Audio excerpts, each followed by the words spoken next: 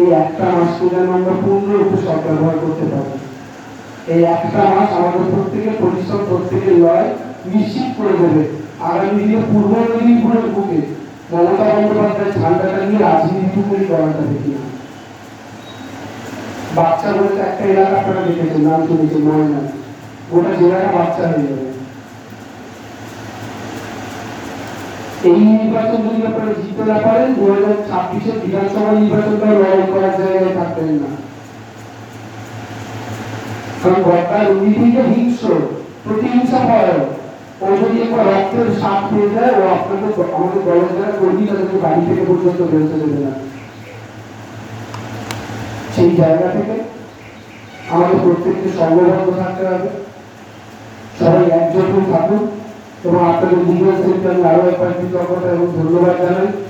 এবং আমাদের যে দাদারা রয়েছেন তাদেরকেও অসংখ্য ধন্যবাদ এবং অভিনন্দন জানাচ্ছি।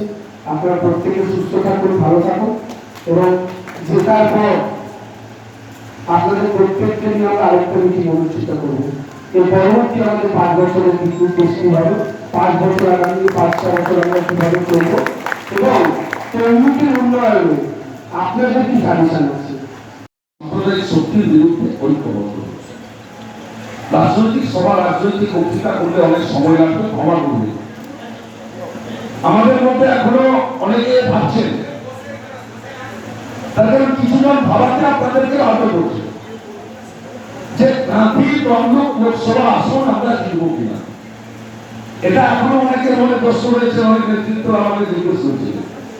তার কারণ একটা সংবাদ মাধ্যমে প্রকাশিত হয়েছে সি ভোটার সমীক্ষা, যে কাঁথি লোকসভা কেন্দ্র বিজেপি দিয়ে, তমলুক লোকসভা কেন্দ্র বিজেপি দিয়ে। আমার উপরে আস্থা রাখুন, বিশ্বাস রাখুন, ভরসা রাখুন, আপনারা আশীর্বাদ করুন আর সহযোগিতা করুন। সমস্ত সি ভোটার সমীক্ষাকে ব্যর্থ করবো, ব্যর্থ করবো, ব্যর্থ করবো।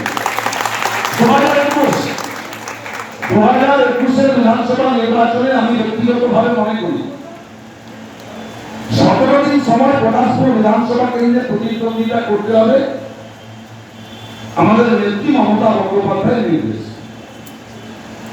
সেদিনকে কোন সি ভোটার সমীক্ষা, কোন সার্ভে রিপোর্ট, কোন সোশ্যাল মিডিয়া কেউ কিন্তু বলেননি যে পটাশপুর বিধানসভা কেন্দ্রে তৃণমূল কংগ্রেস জয়যুক্ত হবে। আমি বলেছিলাম পটাশপুর কেন্দ্র তৃণমূল কংগ্রেস জয়লাভ করবে। একদিন হঠাৎ নির্বাচনী প্রচার চলাকালীন আমাদের নেতা অভিষেক বন্দ্যোপাধ্যায় ফোন করে তিনি বললেন, আমার কাছে বিভিন্নভাবে রিপোর্ট আছে যে পটাশপুর বিধানসভা কেন্দ্র তৃণমূল কংগ্রেস দখল করতে পারবে, জয়লাভ করতে পারবে না, বিজেপি সন্ত্রাস তৈরি করে পটাশপুর দখল করবে। আমি বললাম, সে দিন যবে আসবে সেদিনকে পূর্ব আকাশে সূর্য ওঠা বন্ধ হয়ে যাবে।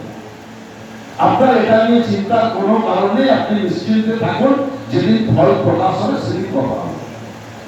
তো দেখলাম ওনার কাছে যে রিপোর্টগুলো ছিল, বিজেপি যে রাজনৈতিক সন্ত্রাসের পরিবেশ তৈরি করে এলাকা দখলের রাজনীতি করে তার প্রক্রিয়া শুরু করেছিলেন। আমরা সর্বশক্তি দিয়ে তাকে রুখে দিয়েছিলাম, পিছু হতে বাধ্য করিয়েছিলাম।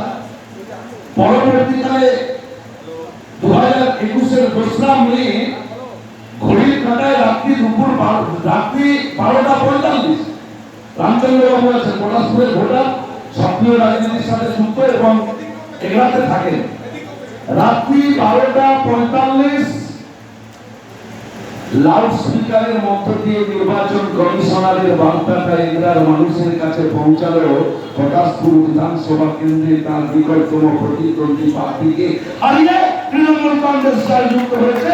মমতা বন্দ্যোপাধ্যায় নেতৃত্বে সরকার করতে সহযোগিতা করেছে।